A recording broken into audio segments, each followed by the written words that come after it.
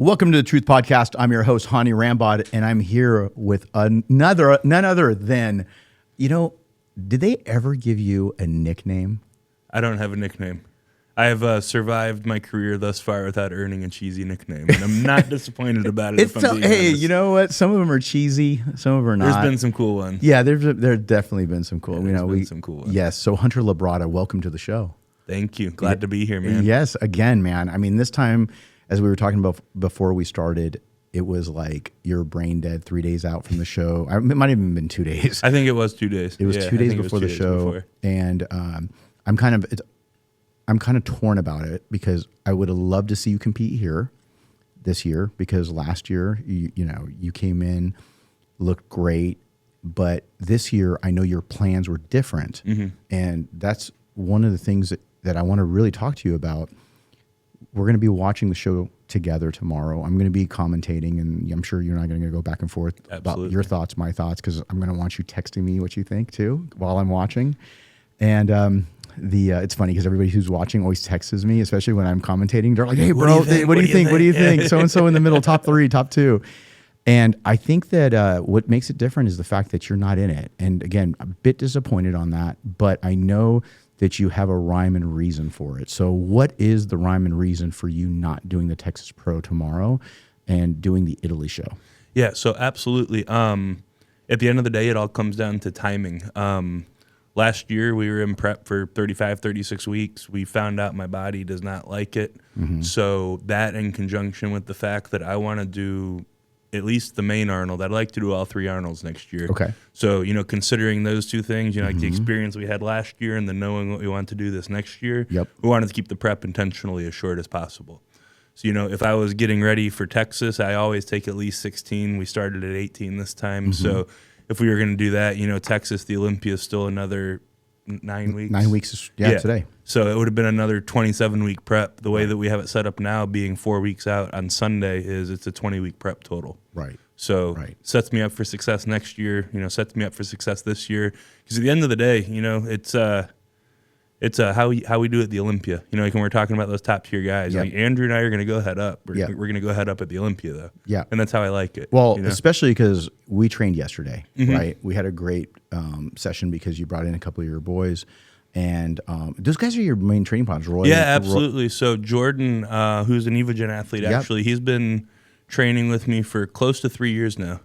And then Roy, we actually competed in Texas last year together, and I knew he was local. We had some mutual friends, and like backstage, I was like, "Dude, you gotta come fucking let me show you how to train. Like, let's do this." And it's funny, he tells the story all the time. I thought I was fucking with him at the time, but I was like, "No, I'm serious." And then like after the fact, he came, he trained a couple times. Super nice guy. I thought I thought I was gonna kill him the first couple sessions that we had. You said that yesterday. Yeah, like you guys worked out. You thought he was never gonna come back. Yeah, but he kept on coming back, and it's been really cool to watch him change. It was really evident how like low-hanging a fruit the training was for him. And, at the end of the day, that's what I love. I love, biomechanics training, this, that, and another. I'd never want to fully coach people like you do, but I would love to do high-level programming for people. Please, I'm looking for an intern to come in and help me out. I don't know. Come in and help me out a little bit. There we go.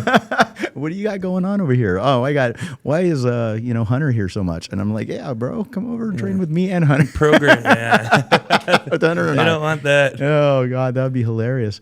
But I honestly think that you guys have a really good crew. I watch it. You guys really smash the hell out of it. And I think that it was really cool because I saw the dynamic. And I think that, so Roy's off season, and then we have Jordan who's going to be doing entering his nationals prep. I think he's like 18, 19 out right now. Right, so right. And he's in great shape. And you guys will all get to see the video because we taped the training session. We also taped the posing. And he's in great shape to start his prep. And I know Roy's like in the off season, but I know that we talked about like, hey, what he could do better about cleaning it up a little bit to take him to the next level. And I think it's great because you get to really, they're so motivated because you're the leader of that tribe. And it's really cool because you're bringing them along your journey, but they're also getting so much benefit from being able to do that. I mean, there's people out there that would pay tens of thousands, if not hundreds of thousands of dollars to be able to come and train with you every day. And these guys get to do it just for the passion of it and the fact that you guys have such great chemistry. and bringing it into my gym here, and then being able to watch that and witness it and seeing how hard they're pulling and pushing and each other. And I thought it was really cool because I go, man, this is what's going to create so much distance with what you were before. Because everybody's always trying to beat other people on stage, but it's really about just self-improvement and being able to look at your prior year's pictures and saying, okay, can I best this? Yes, absolutely. And, Hany, just to touch on what you said, man, it's I always laugh whenever I hear people talk about bodybuilding being an individual sport. You're up on stage by yourself, but, anyone that does this at a high level successfully, it takes a village. And, to have a village of the quality of mine, it's a pretty cool thing. But, at the end of the day, it's one of those, iron sharpens iron things. And, like the longer that time goes by, the better, Jordan and I and Roy all have an eye on each other. We all know like the little training cues, this, that, and another. So it's just one of those things, they're getting a cool experience out of it, but, I'm getting to be at my all-time best because of it. They always are on time. They're always, they go above and beyond to be my training partners. Not like those training partners that don't show up. Yeah, no, none of those. So it's definitely very, mutually beneficial, symbiotic. Like it definitely feels like a team. And, I grew up playing sports. I grew up playing football. So I thrive in that environment. It's like I want to perform well for my coach, for Ben. I want to do well for my teammates, Ben or Jordan and Royce. It's like it definitely has like a team feel to it, which is what I operate best under. That's awesome. I guess what has been the biggest difference between your prior preps and this year? Do you feel like it has a lot to do with training, nutrition? Because I'd really like to want to go over this for the listeners because you've made some marked improvements through this year. And one thing that I want to say is that do you attribute more nutrition, training, a combination of both? What do you think it is?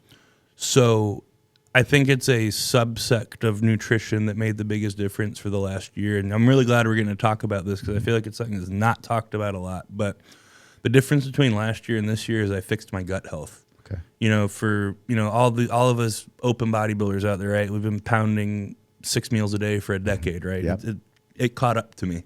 So last year, we didn't really know what was going on until we started getting, bloods pulled. We were like really wondering what's going on, headed into the Olympia, and stuff was really skewed. It was to the point where it's like, okay, we're doing the damn show, but we know something's not right. So after the Olympia, I ended up doing a GI analysis and a stool analysis and had really bad SIBO, really bad leaky gut, and really bad candida overgrowth. So wow.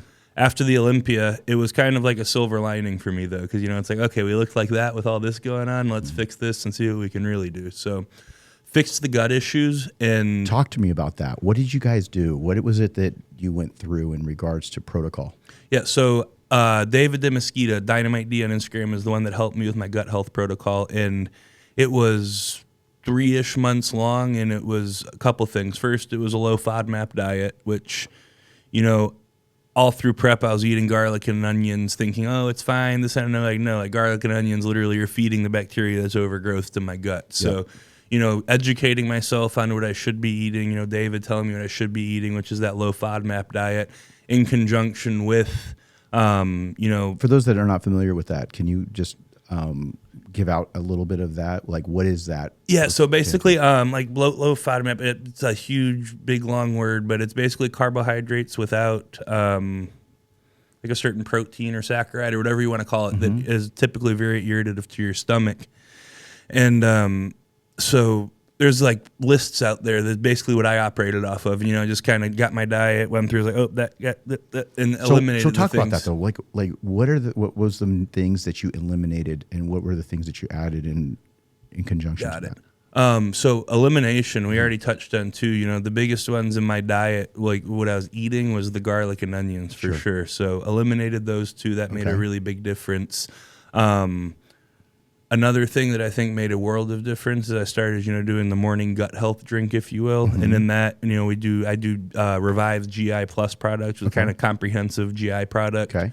We'll do apple cider vinegar. We'll do psyllium husk. We'll do lemon juice, and then 20 grams of glutamine. Okay. And I've done that every single morning since the Olympia, awesome. And I feel like that's done a world of difference for like healing the intestinal lining and just setting my stomach up for the day. Any probiotics or any of those types of things? Probiotics with the first meal, and that was another one because if your stomach's off, taking probiotics will make it worse, not better. Oh, and yeah. that was news to me. You're feeding the bad bacteria. You're right. So once we healed it and got the analysis back and everything was okay, we did put probiotics in. But that was one of those things that I was like, oh, that's interesting, but it makes complete sense whenever David was like, yeah, no probiotics till we get your gut flora fixed. Right, because you're adding basic gasoline to the flame because you already had so much inflammation from the bad bacteria. And a lot of people don't realize that the bacterial overgrowth really happens when you go through the first stage of taking a Z-Pack, right? And then all of a sudden it squashes out your good bacteria and bad bacteria. And then what ends up happening is you have bacterial overgrowth because of antibiotics. Then all of a sudden, the food supply has so much antibiotics, whether it's through water, whether it's through food that's not organic, and then that kills your gut health. Mm-hmm. So then you turn around and do that. And then again, bodybuilders, especially open guys, are eating 6, 8, 10 ounces of meat at a time. And then you're turning around and not being able to always eat organic. Then you turn around and add in things that are very delicious to make bland food taste good. And so a lot of the seasonings that are garlic-based and onion-based that cause gastric distress. So again, I've had a lot of athletes have these problems in the past, and they just go, oh, no, I don't know. I'm just eating garlic and onions, and that shouldn't be bad. And you're like, no, that's exactly what's causing. That's exactly what it is. Right. So, and then was there any carbohydrate changes in your diet? So for me personally, no, because I'm a big just white rice and creamer rice guy. Okay. And those are low FODMAP carbohydrate sources. Off the top of my head, I don't know which ones are good and which ones aren't. I don't know if you do, so the listeners can hear, but yeah. Yeah, I honestly, like, what I always tend to do is I'm a huge proponent of gluten-free diets. Natural bodybuilding naturally is very gluten-free in general. Some people believe in being able to do bagels and all this post-workout, or, doing some certain types of cereals post-workout. I'm not. Because again, all that processed shit, I was always about that. I know you used to do some things. I was literally kind of laughing in my head. You're talking about cereals, and I was like, oh God. And honestly, the 100 kilos worth of Rice Krispies I ate a couple years ago. But no, I completely agree. I was smashing Rice Krispie and whey protein for 2 meals a day for probably 2 or 3 years straight. And I think that's a big proponent of what happened to my gut. Because, you're eating processed shit. Right. Yeah. Right. And again, number one, it's processed. Number two, it's shit. Because why? Because a lot of the cereal companies are using a lot of different types of chemicals as preservatives or different kinds of reagents that are going to be used to be able to make sure. We don't care if it's healthy for you. We just want it to be crunchy as long as possible. As crunchy as long as possible, and also it doesn't go bad. Yeah. So when it doesn't go bad, that means you have to put it in a preservative. And those preservatives build up. And what they're doing is they're literally genetically modifying the foods so that they can handle more preservative and more pesticides so that they can last even longer, because that helps with profitability. So all of those things are what tear up your gut health. So if you notice that some of you listeners out there or trainers, and you put your clients or yourself on a gluten-free diet, but you don't have a gluten allergy, the reason why that's working is because now you're no longer inundated with pesticides that were on the gluten, not the gluten protein itself. That's why sometimes when you move abroad or you travel and you're like, I'm in Italy and I can eat this, but I don't get bloated. Well, because they don't allow those kinds of shit ingredients. Say, the food sources anywhere else besides the U.S. is crazy. My wife looks at cheese in the United States and gets a stomach ache, and then we'll go to Jordan and she's just labne on everything. It's just the food quality is very different. It really is. It really is. And I'll feel that traveling, because if I'm eating out a lot traveling, in the States, it's like, oh my God, kill me. Yeah. But if I'm eating a lot, traveling outside of the States, okay, I feel good. Yeah. I mean, it's hard because you just sit there and go, wow, why does the chicken taste like chicken when you go overseas? But here it tastes like cardboard. Yep. Well, it's mass produced, and last thing you want to do is go to a chicken farm and see how that stuff's raised. And even though when they say organic or any of those things, it's still mass produced to try to keep the cost down. So there's a reason why Whoppers are 99 cents or $1.99 or whatever they are now. It's just it's about cheap processed food. And then even when you go to the grocery store, a lot of the stuff is injected with a ton of sodium and things of that nature so that they can create more weight and more juiciness because of the lack of the natural version of that. Because when you go, and I say natural version of that, when I go to Kuwait or when I go to Dubai and I'm eating chicken breast, it tastes way different than I'm having Persian food here, because not because of how they prepare it, it's because of the starting material. Right. So again, I'm glad that you were able to go through that. And I think that was something that you had to experience, because I know that you're kind of like, look, man, I don't think this is what's going on. But then at some point when you were just like, okay, I try to change so many things, and those things didn't really make me that much better. Let me go ahead and try this. Okay, I'm going to go ahead and follow my sword. Yes, I made that change. And now you can see the difference, how much of a difference it is.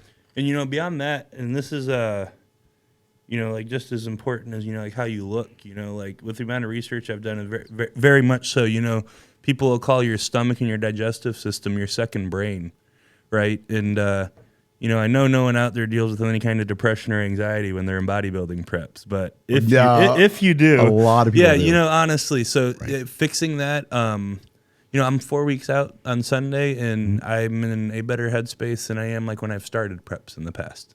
That's awesome. You know, and I feel like that's you know, obviously I've done some work to make that happen for myself, but I feel like internally, just like everything's kind of titrated down from getting that gut healthy. When you say you did some extra work, were you doing some therapy work as well? Yes, absolutely. Okay. Yeah. Therapy, you know, spending some time thinking every morning, meditating, just kind of, you know, looking in and asking the hard questions. Yeah. Being present. Being present. Yeah. Absolutely. Yeah. And I think more and more of us have to really look into that, because I think between social media, who can just really, really polarize us with, and I'm not talking about just bodybuilding, because I know when I talk to my guys, when they see somebody else's update, it doesn't matter who it is, through the years, somebody says an update, it can be triggering. Sometimes it's just a little bit triggering, or sometimes it's a lot, because then they try to compare themselves. They don't realize like the person just had a high carb day, they're in goon light, this and that and everything else. And again, we don't even talk about it, but I know it's triggering because it's been like that for many, many years. And it was like that when we used to walk into a gym and we're 4 weeks out from the USA's, back when I was working with a lot of amateurs. And what would happen is somebody's like, I saw somebody. And then now all of a sudden they started getting a little freaked out because they saw somebody that was 4 weeks out, and they happened to see him at the gym. It was their main competition, and it would trigger them, right? And then you spiral, get anxiety, freak out, starts questioning the program, yourself, everything around you, your coaching, your wife, your relationship, whatever it is, right? Everything starts to get questioned. Everything's wrong. Everything's wrong, and you become the Tasmanian devil, and then you want to destroy and, you know, scorch the earth around you because of your anxiety. You want to just try to get it out somehow. And then all of a sudden you wake up, and then all of a sudden you're David Banner again. And then the Hulk just destroyed shit all around him. And you're like, okay, now you're jobless. You're practically homeless. You're wifeless. Now your mom and dad won't talk to you. Everything else because you just kind of went off. And I feel that was in the past, and you'd see it once in a while. But now it's constantly at your fingertips. We have our phones. And I think that's why a lot of people talk about, like C-Bum talks about it, right? How he says, like, I try to, shut off a lot of those things. I don't go on there because I want to be present, or I'll only watch certain things on YouTube, like car channel stuff, or, reviews, or whatever it is that he enjoys that's outside of bodybuilding. So he doesn't have to do that. Now, obviously, with a child, there's a whole different set of focus. But I guess, what do you do outside of that? Because we talked a little bit about that yesterday, where you're like, hey, I thought I was going to be a little freaked out, but I'm not, because I'm so busy at the show. Yeah. You're with Ben. You got your whole crew. You got an Airbnb up the road, and it makes the days actually go by instead of being the other way around. Can you talk a little bit about that? No, yeah, absolutely. I think, I think people in the bodybuilding world have done a really, good job, but in a bad way, of like romanticizing misery and pain. Yes. Like, it's like, you're not hardcore if you aren't suffering. If you're not miserable, you're not working hard enough. Yada, yada, yada. No, like, absolutely not. You are doing yourself a disservice feeling like that. Your body's going to go where your mind is.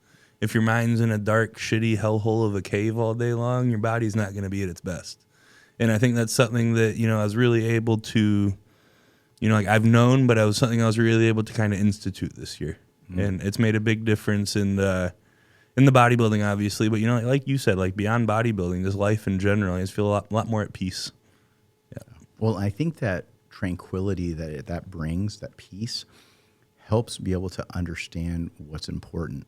Because you don't really get that when anxiety is high. The shit that doesn't matter, you focus on the most. And I think that's what really propels people and makes people spiral. And I think the way to be able to work around that is what you're doing, right? So you're going in there and you're, going in physiologically and fixing your gut, and then being able to, because you're right, it is, your body's actually develops through your gut, And so I think that when you're doing that and then being able to say, hey, look, meditation, when you meditated, how many minutes did you meditate and what time of day did you do that? Usually 10 minutes in the morning. First thing, I'd go outside and just stand barefoot, grounded in the sun, just kind of think about the Some day. Hooverman take shit. it in. Yeah. Yes. Yeah. Yes. Is that where you picked it up, or was that after your therapist? Honestly, Ben had me start doing the outside time. Just he wanted me outside in the sunshine for 10 minutes. Yeah. And I was like, all right, well, I'm not just going to stand here for 10 minutes. We're going to make this productive time. So. And in Houston? Yeah, in Houston. That's awesome. Yeah. Going in the backyard? Yep, just in the backyard. Just in the backyard. You just going out there with your posing trunks on? Yeah. Yeah. Just getting maximum vitamin D. Absolutely. That's awesome. And then did you start that in the off season, or did you start that just We started that for prep last year, and Yes, then we kept it. We kept it going. Yeah. We kept it going. And I would do in Northern California, we'd get a lot of rain during the rainy season, and I would have my athletes also try to get as much sun as possible. But sometimes we get into like El Nino, and I would even throw them in the tanning salon a little bit early. No, yeah, and just for being sure. able to just do that. It makes a big difference for your body getting that natural light, or the artificial natural light. But if you can't get difference. natural, but here in Texas we don't have any lack of non-natural light. And then we said that, and then today it just started raining an hour ago. Yeah. It was funny, but it's I going to be great. went to school up in Boston for my freshman year at college, and that's why I lasted 1 year. It was getting dark at like 3:00 in the afternoon, and I was like, no. Did you last the winter or no? No, yeah, I made it through the whole year. Had a good time. It was fun, but yeah, definitely Texas boy. Yeah. Texas is another place. I love it here. But when you did that, then was there other things that you can be able to share with us in regards to the training differences now? Yeah. What did you change this year?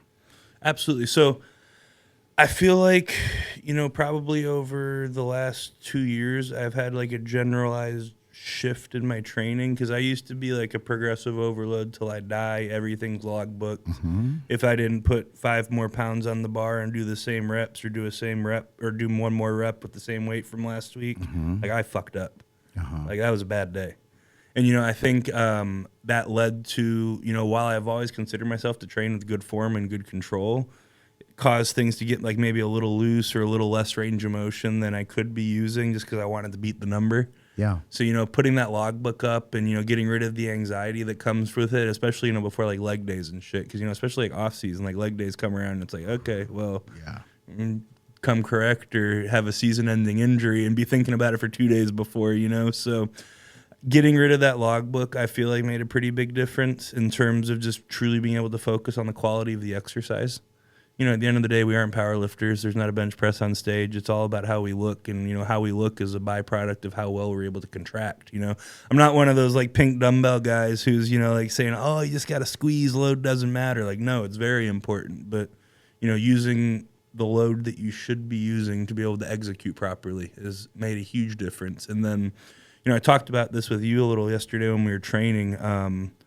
I wouldn't say I'm like getting into extreme ranges of motions like the RP guys. You guys had Jared here this morning, but I've placed a huge emphasis on spending some time in both of the endpoints. Like in the stretch, in the contraction, really owning the eccentric, and then getting a good contraction explosion on the way down. But I feel like really placing the emphasis on that before anything else has made a big difference, especially my back.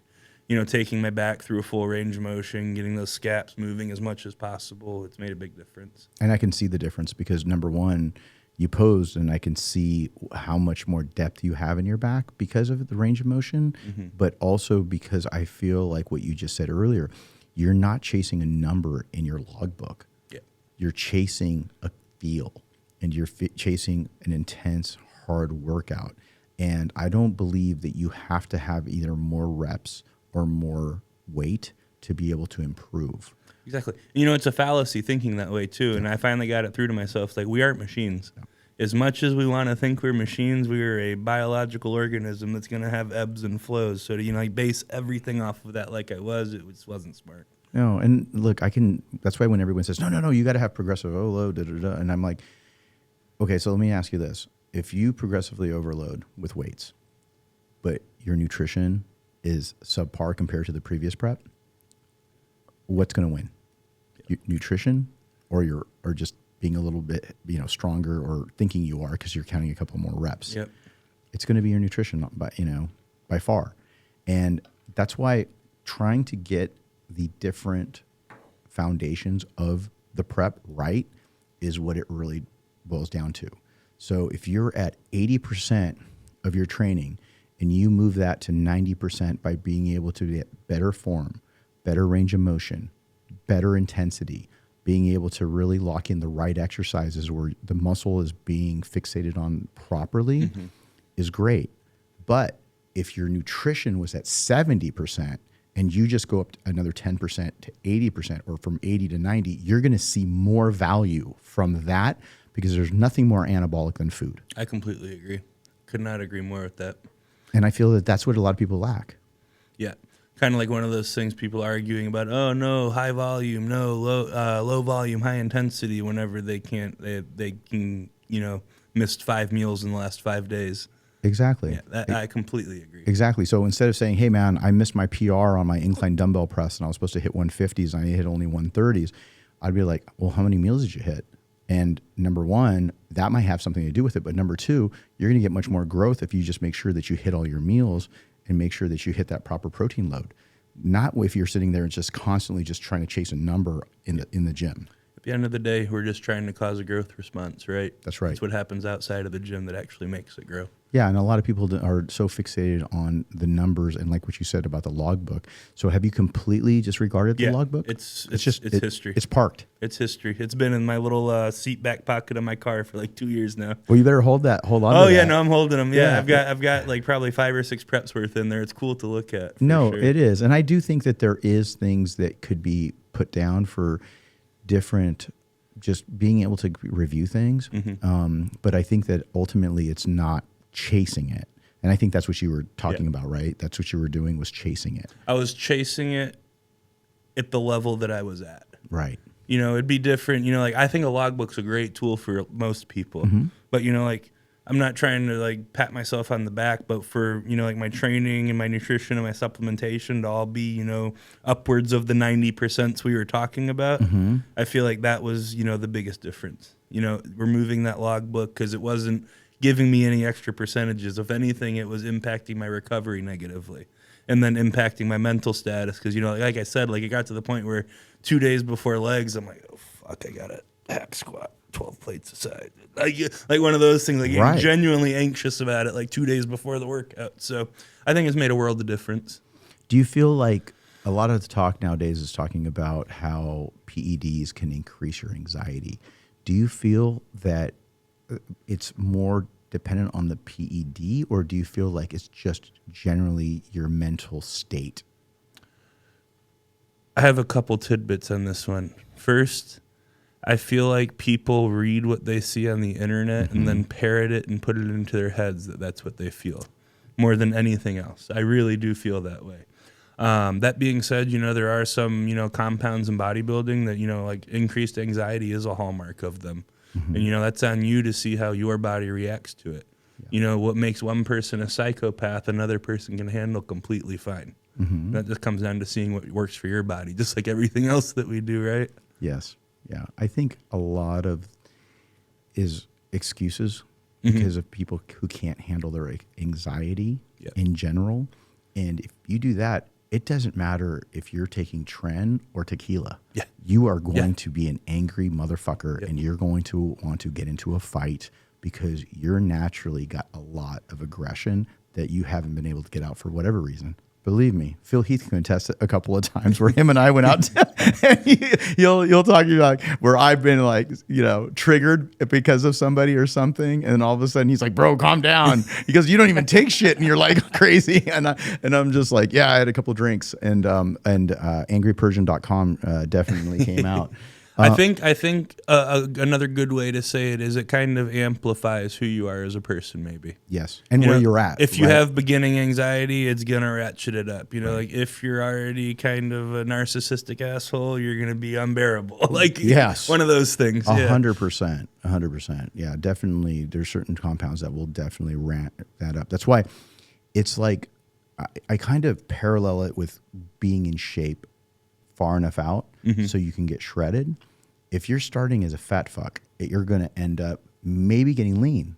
But if you start out with a good quality physique and you haven't stressed it yet, then when you do stress it, in terms of the diet, the cardio, the training, everything's on point, then you'll get shredded to shit. It's going to respond. It's going to respond. But it's just a matter of I think that's what's happening with me right now. Okay. Yeah, I really do. Yeah, I think everything's really dialed in and it's responding, it's fun to see. And that's both physically as well as mentally. Exactly. Yeah. That's so cool. It really is. Yeah. It's fun. It's fun to be able to say it. Yeah. It's after last year being as long as a year as it was, it's cool to be able to look back and be like, okay, that's in the rear view. I know I can suffer and do it like that, but I don't have to do it like that anymore. That's awesome. Yeah. That's awesome. Do you feel like right now in the state of bodybuilding, do you feel like it's evolving, or where do you feel it is in the life cycle of things? Because, we had these different eras, and now as you're starting to become part of this current era, I'm really interested because, we're getting into that hyper intellectual. I feel like people are getting information, like you said, though, but a lot of them parrot this. And I think that the same thing goes for like who should be fans of whom, like with like certain athletes. But with this, you have a sense of knowledge and perspective, I should say, is a proper word, that a lot of people don't have, which is your father comes from a very golden era. Yeah, very competitive era. A very competitive era in bodybuilding where a true giant slayer he was. And still looks amazing, by the way. I always think what would have happened if there was 212 when he was competing, right? Oh, yeah. Yeah. Yeah. I mean, it's crazy because there's so many really good short guys back there that mixed it up with the big boys. Yeah, they got rid of that. I can't remember what year it was. It was originally 202. No, it was originally but I'm talking about because I had Kevin English when he won the Olympias in 202, and he was one of my clients. But I'm talking about like back when Franco Colombo, I believe there was a tall and a short class. That's right. Yeah, they had a tall and a short class. Right. I don't know. I don't think it was a weigh-in. It was just kind of height, I believe, or something. Yeah. But again, which I almost like more for bodybuilding, honestly. Yeah. Yeah. Yeah. I think that's what's turned into, though, the new classic is kind of turning into that. I feel. With trying to create I would agree. Yeah, I could see that for sure. Proportionality with classic. But I guess going back to the question in hand, how do you feel like this era that you're in is different from your father's era, and how do you see it progressing kind of right now? Absolutely. I think first and foremost, got to tip my hat to those that came before me, right? My dad's era is one of my favorite eras. The dudes just... the physiques, the way they carried themselves, the way that just the bodybuilding world was then, like everyone out in California and the magazines, and it was cool. It would have been a cool time to be a part of. But, I feel like the, current state of bodybuilding, you look back like, I don't know, 3-4 years ago, like when Rami won his first one, you heard people just like, oh my God, open bodybuilding's dying. It's that, and then you fast forward, 2-3 years now, 4 years later, and, there's, in the top 6, anyone shows up off and anyone can flip-flop around. Right. And, it's gotten very competitive again. And there's a lot of good young guys coming up, which is funny for me to say. I'm starting to because I was always the kid coming up. And it's like I'm starting to get to the point where there's a bunch of guys younger than me competing in open, which is cool because I'm only 32. So to have a bunch of good open guys coming up, I think it's a sign of the times for sure. Yeah. Do you think that what you're seeing right now is it's going to be a mix-up? Because it seems like the dynasties are going to be hard now, right? Like the Jay dynasty, the Ronnie dynasty, the Phil dynasty. I don't think we have anyone that's even that close to being dominant like that right now, which is exciting for bodybuilding right? fans. Because it makes it more. And exciting for us as the athletes too. It's not like because when Phil was winning, it was like, okay, who's getting second? Like when he was when he was at his prime, just call it what it is, right? And as much as people would say no, I didn't train thinking like that, it was in the back of their head. Yeah. You know, like, so for all of us to be training when in like a mindset of truly like, okay, you know, it's there to take. Like, I think that's cool. I think it gets the best out of all of us. Yeah. Yeah. I you know, it'd be interesting to see Kai's point of view now, because I think perspective changes. Yes. And I think that time changes perspective, because in the moment you have a certain perspective, and then maybe 5-10 years later, you have a different perspective. It's kind of like right now, how many people have told me, like, I think Phil should have won the 2018 Olympia, right? And they're like, now they're seeing it, but at the point they were so emotionally attached to wanting something new that they were like, great, Sean, God rest his soul, his, you know, looked really great in the midsection, but Phil beat him in a lot of poses, right? Pretty much all of them, in my opinion. But again, that year there was so much emphasis on the midsection, but perspective now, I have so many people that come up to me and they're like, yeah, you know, that 18 should have been Phil's. Yeah. I mean, you go back and look at it and da-da-da-da. And I'm like, yeah, but again, it took time for people, because now the emotional nature of people. Case in point, watching Phil's reign, I was a Kai fan. Uh-huh. Like, there was a couple years I was like, man, I really think Kai should have got it this year.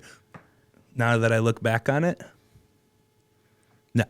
It's funny though. And see, that's coming from a Kai fan. No. Yeah. Phil, no. So time gives you better perspective for sure. Yeah. It's crazy, because it really does in so many different things. And I think that as I've gotten older, and I can't believe how long I'm about to say this, but I've been a trainer for over 30 years. And I go like practically since before you were born. The only guy that can say he's been training people for 30 years and almost have as many Olympia titles.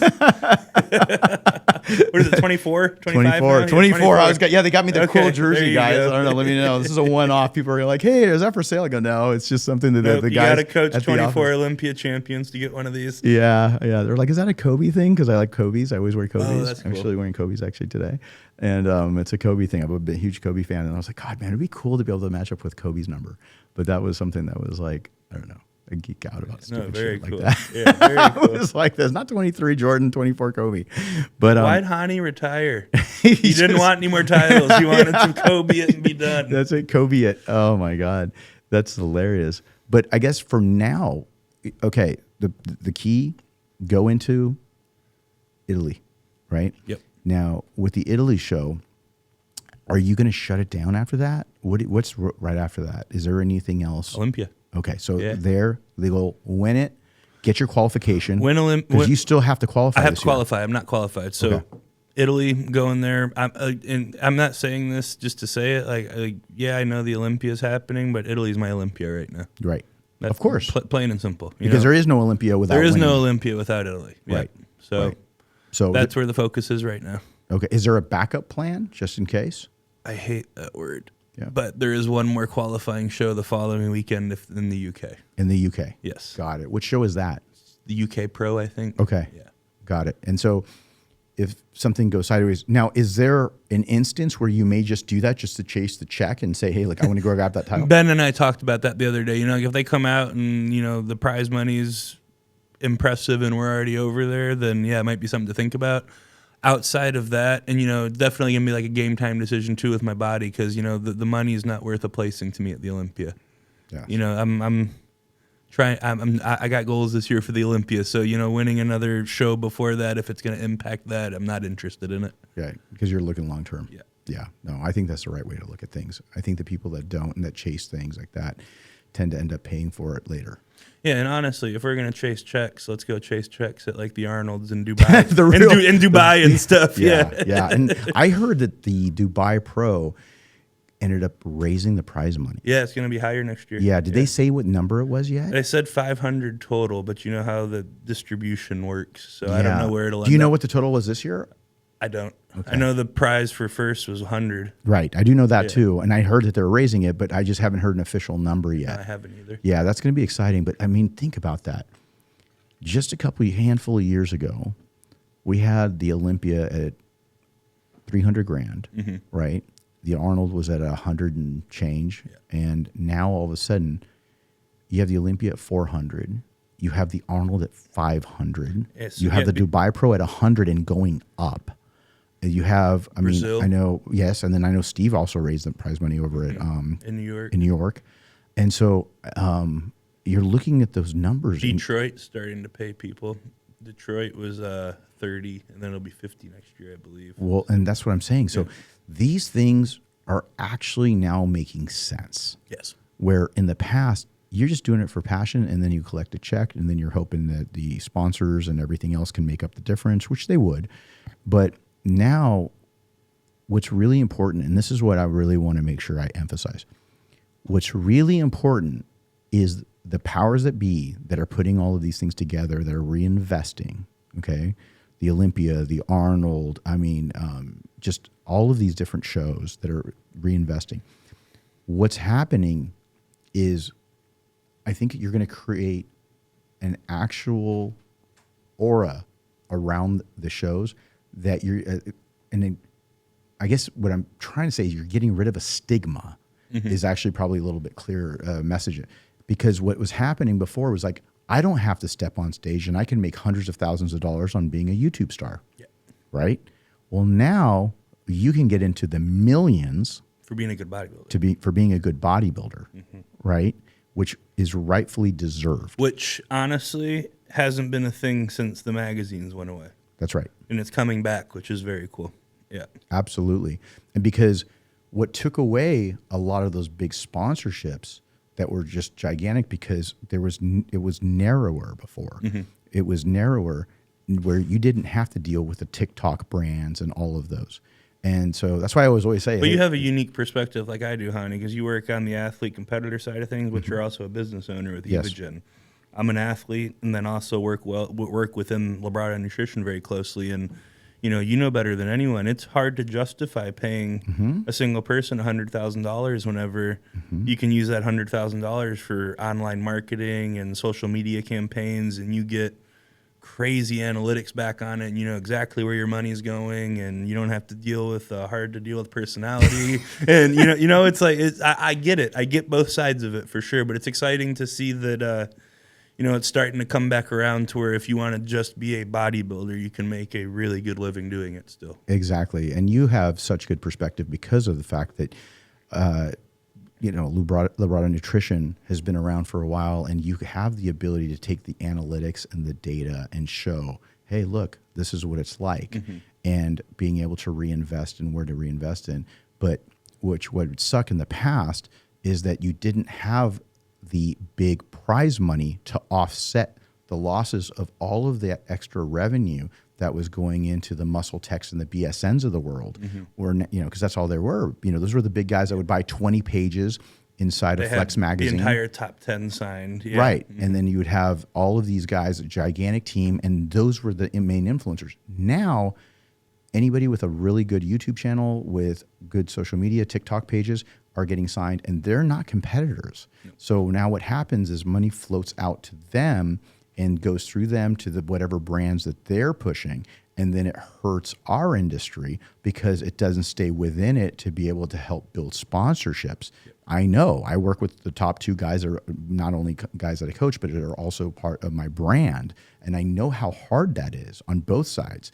Now being able to actually offset some of that and saying, yes, we're going to generate a ton of revenue for them, that's what's going to happen. And I don't make $1 of their money. Like any money that they make, for those that question that, I mentioned it a couple times, does not come to me. So whether it's prize money, whether it's any of those things, is all 100% them and Uncle Sam.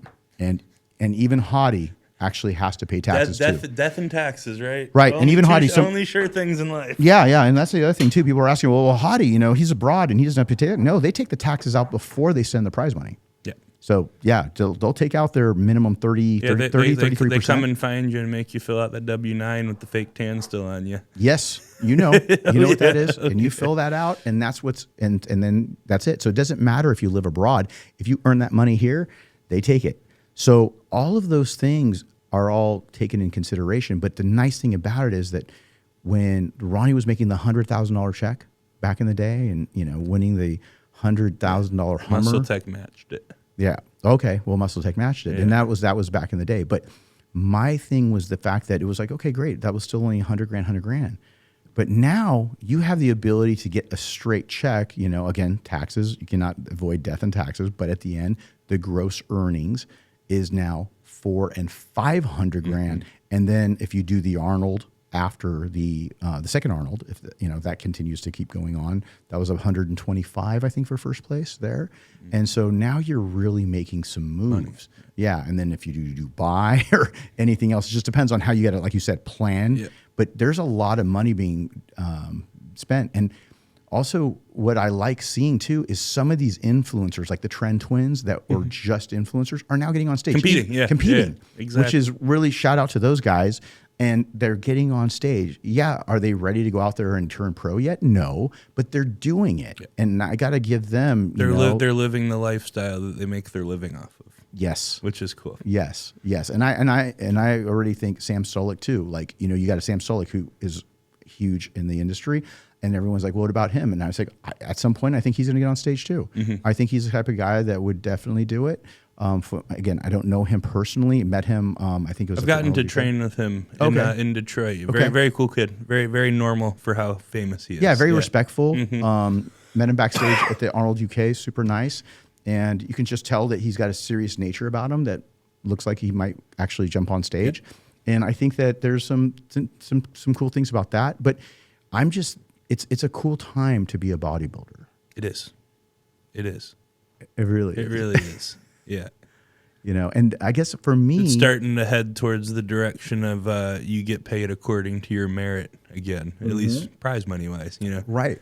Yeah. Right. Because before analytics, I got to, spend money, like you said, on dollars on marketing. Now we can turn around and at least say, hey, look, it doesn't matter what you bring to the brand. Now, at least you're getting paid by the promoter for being able to do this because of expos, because of other things, sponsorships and everything else that can help make that prize money so like grand that it can make it worth it again. So I think you're going to start seeing an influx of even more guys that are going to want to be able to go on stage at the open level and be able to get into that big money. Yeah. What do you think about this prize money thing with, some people are saying like with the men's classic physique, even though you're an open bodybuilder, 50 grand at most of the shows. I believe there might've been a couple that are a little bit more than that. Do you feel that there should be such a discrepancy, or, what's your thoughts? Because I want to be able to say, I know how I feel, but I want to know what like an open bodybuilder who's placed in the top, what have you been? As high as what? High as fourth. Fourth. Yeah. Okay. Fourth, top 5. What's your thought process on that? My thought process on it is, as it lays right now, I can completely understand why people feel the discrepancy isn't fair. Okay. That being said, once Chris is gone, I feel like that division's popularity doesn't nosedive, but goes way down. I feel like you have a couple really bright stars in Classic that are kind of raising the division as a whole, if that makes sense. And then once a couple of those guys either fall off, retire, or something, it might be a little bit of a lull. I think the best way to say it, though, is, at the end of the day, those shows are promoted and the tickets are sold to people that show up there in person and that want to show up to the expo and this and another, and they're showing up to see the open guys. I really do believe that, like the Arnolds, the Olympias, stuff like that. Like if people are going and buying those $600, $700, $800 Olympia tickets. I think they're more than that. Yeah, they're crazy, but they're going to see the open guys and they want to see freaks. Yeah. So I understand where people come from saying the discrepancy isn't fair just because of how much popularity people like, like C-Bum and, Ramon and Wesley and Urs even, because there's some big names that draw a ton of eyes to the sport. But, it's like you get out of like that top 10 and I can't really say much about it. I don't know who they are. Right. I think it's actually only the top 5. But I was going to say top 5, probably but I wanted 5. to give them a little more credit. No, yeah, but it is what it is. Yeah. It is. It's. I think it's top 5. But yeah, I do agree with you, and I think that the promoters know because they do a lot of those analytics, and they say, oh, hey, look, what sells tickets. But I do think there's an evolution that's going to happen pretty quick here because I think that there should be a little bit bigger discrepancy between the two divisions. And nothing against men's physique guys. I trained Jeremy for 4 Olympia titles, and I'm very proud of that.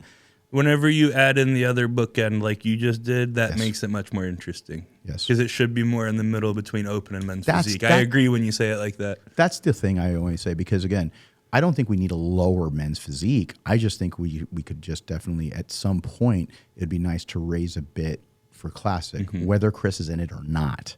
I do think that we need to figure out a way to do that. And that would be nice. But again, everything is happening. It's getting better. I'm not complaining. I'm just saying is that when we have to turn around and you have to show more of your physique and you have to show more poses, I feel like there should be something proportional to that because you're bookending it, right? So you got to create, like what you put is, I think, a perfect analogy of being in the middle right there somehow. But I think that somewhere it lies in the middle. And I think that whether or not Chris is competing, I think that, it's one of those things because these other guys have become that popular. Yeah. And I definitely agree with you that I think we're going to see a shift sooner than later in that. So it'll be interesting to see where it goes. Yeah. What do you think about it on the girls' side? Does your girl compete? She was a figure pro. She's done. Okay. But, so girls' side's tough, man, because, girls, at the end of the day, talk about it from the business side of things. Yeah. The girls aren't putting butts in seats. Right. The girls are putting their... Why do you think that is?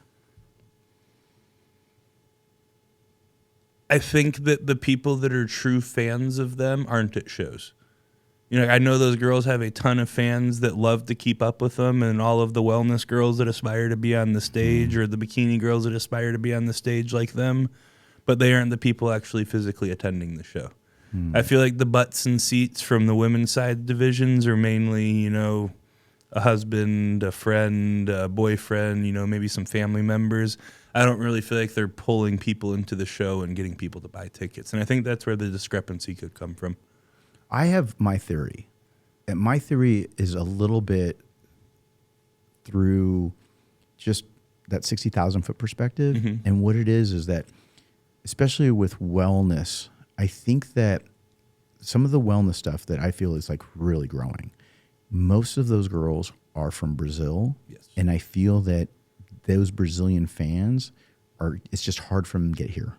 It's expensive to go to the Olympia. It's expensive to go to the Arnold. So I think you're also losing some of those fans that would go, but I think that they're, and I could be wrong. I would have to check with Tamer and the guys that run the South American Arnold or any of those shows. But I know those shows are growing like crazy. Yeah, no, the turnout at the Arnold Brazil was wacky. Seeing like the men's open, it was like so loud, it was hard to watch. Well, and seeing that, but also like I guarantee you that it's going to bring in more people, those butts that you said in the seats, because of the fact it's easier to get to.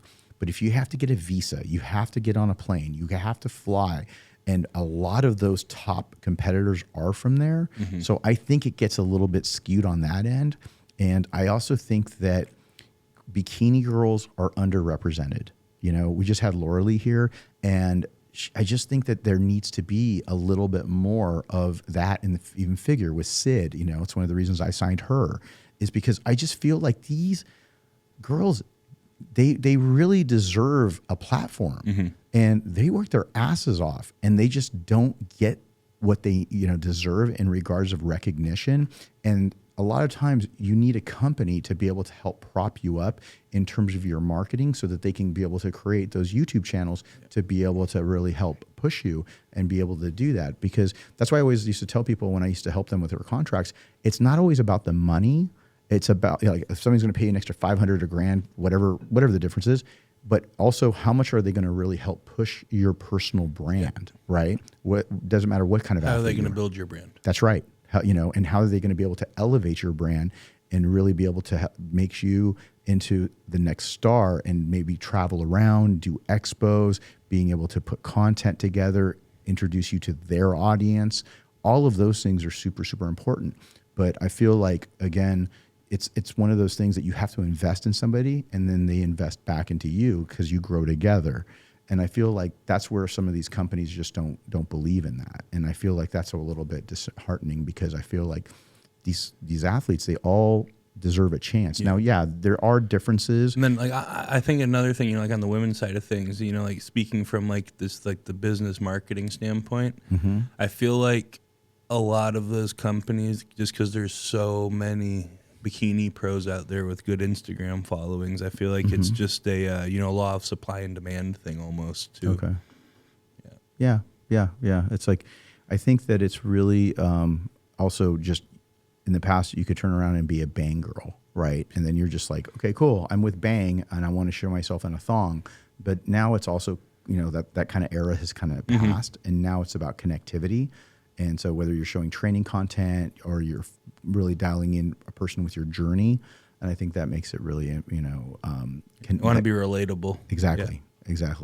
And so with that being said, what is going on with your channels right now? Are you doing anything else with you and Ben and any of the stuff for the next 3 weeks? So if people want to follow the journey, besides, I know your Instagram is really absolutely active. So definitely pretty heavy on Instagram. Started pushing my YouTube really hard, probably like 4 or 5 months ago. Okay. Hired a videographer. I've had her traveling with me. We've been putting out really regular content. So definitely putting a push behind that. It's because I feel like that's a platform, that A, you can make a lot of money on, but B, you're able to show people, your side, show them who you are actually beyond a 60-second sizzle reel on Instagram. It gives you a little bit more personality. So definitely placing emphasis on that too. And then as far as, getting content out for prep, we're doing like a once weekly thing in prep right now. But like I told you yesterday, I'm coming up next Sunday through the following Sunday, Monday. So I'll be here for 7 days. So I'm definitely going to come catch a day with you. Definitely going to be running camp with Ben, so we'll get a lot of good content out of that. I'm looking forward to giving people a true behind the scenes look of, what goes into it when it's nitty gritty time.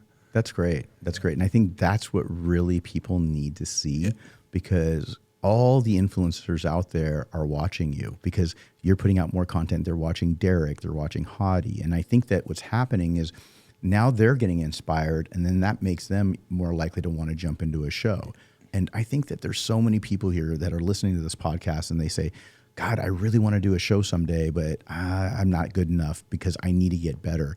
And I always tell them, you need to just jump on stage and do a prep, and then you have to have a starting point to know if you can get better.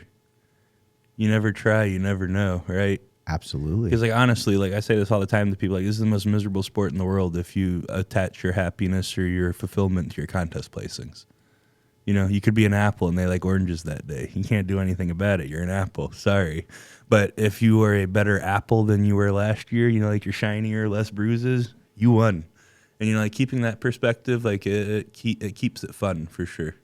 A lot of miserable people in this sport that just completely attach themselves to their contest placings. Well, and I think that you made a really good point. It's a matter of just making sure that you're really focusing on the journey and not just the end result when it comes to your $15 trophy that you're exactly getting, At the end of the day, the journey is what you remember. That's right. Yeah. That's right. And you're building that discipline that's going to make you better in terms of a person. Guys, so again, you guys heard me say this a lot. Make sure you jump on stage at least once in your life, because I will guarantee you will learn from it. It'll make you a stronger human being, a better human being, because you'll be able to put yourself into your own version of mental toughness training. Yep. It really, really takes you to a whole different level when you're able to. It's a practice skill. It is. Yeah, mental toughness is a practice skill for sure. But it starts with the physical. Yeah. Yeah, it makes a big difference. So right now, you're going to be this weekend. Again, by the time this comes out, Rob, when are we going to get this out? Famous last words. 8 a.m. Sunday. Whenever you can, brother. But yeah, so if it comes out after the show, which is going to probably be happening because we got a lot going on. But what is who's your top 3 for the show? Who do you think? I think Andrew's going to win. Okay. I think Andrew's going to win. I think Lewis Breed, Jordan Hutchinson, or who is it? Nathan Epler. Okay. Could go for 2. I think that'll be your top 4. So basically, you think that Andrew, again, on paper, Andrew's the favorite, yes. Right? I mean, he's the favorite, unless something has gone horribly Unless something went royally wrong, I do feel like it's a fight for second. And right. I'm not saying that to be rude to anyone. Anybody else. Brass tacks of it. Right. Yeah. And if anybody does catch him off enough, man, kudos to you, because that person could really turn around. Because again, I told you, I was like, oh, you're so close right now. Let's just pull your water. Let's see what happens. Let's go ahead. Ben, call Ben. Yeah, I saw Tyler yesterday at the check-ins and said it really. So why did you deny my contract? Is that what he said? Yeah, no, I told him that. I was just joking. Like, why'd you deny my contract, man? Trying to hop in. What did he say? He just laughed. Oh, He just laughed that's at me. hilarious. Yes. And special shout out to Tyler Mannion. It is his birthday today. Oh, shit. So Let it's me his text him. dirty 30. So happy birthday to Tyler. We're going to see him. Working on the weekends like usual. Always, always. And what's going to be great is the fact that it's going to be, I'm sure, a little soiree afterwards that he will not know about. But now I can talk about it because it's not coming out until after the show. Surprise! Surprise, Tyler! Yeah, we got some really cool stuff. That's awesome. Yeah. Edela, his fiance, has got some cool stuff planned out. So Yeah, they're getting married 2 weeks after the Olympia. I was talking to them last night. Yep. Yeah. That's a lot of stress. Dude, You're going to go right from the Vegas Olympia. Going and blowing. And then going and... I guess then they're done for like their little off season. So that'll be nice. Just take a breath after getting all that done. Yeah, he's been grinding because he was in Dubai. Everybody was out there. Yeah, I feel like everyone's been all over the place lately. It's been one of the video nonstop. guys we have at the Airbnb right now is like Tampa, then my show, the Librata Classic last weekend, and now this one. I was like, dude, I'm sorry. That's awesome. But you know what it is? It's because the sport is growing so much, and it's growing globally, which is even better because now that's why you're seeing these types of things like Dubai. So again, guys, thank you so much. I know you got to go because you got to get your meal in, and I really appreciate the hell out of you coming out here and coming back. Back to back, man. and being able to do the podcast. Absolutely. It's always a pleasure having you here. And like I said, whenever you come back next week or whatever it is, yeah, just no, I'll be up next Sunday for a week, and we'll definitely come catch a day with you. And then, like I said, man, once you get Hany over, I'd love to come train with you all a day or two. That'd be fun. Break the internet. Yeah, let me know, guys. I can get broken by Hany. Let me know what you would like to see when it comes to Hany. If you guys want to see Hany and Hunter, the H and H squared. Yeah, triple H because Buy you us got me, an Hany. Oh, hey. Yeah, that's the real triple We'll rent H. an H3 for that day. We can pull up to the gym in an H3. Yeah, so guys, go in the comments. Make sure you like, subscribe, and share because it helps the algorithm. So if I know you care, I'm going to put more of these episodes out. And make sure you follow Hunter. If you're not, you're crazy. And make sure you subscribe to his YouTube channel as well because he's putting a lot of time and effort into it. So once again, Hany Rambod, Hunter Labrada, and that's the truth.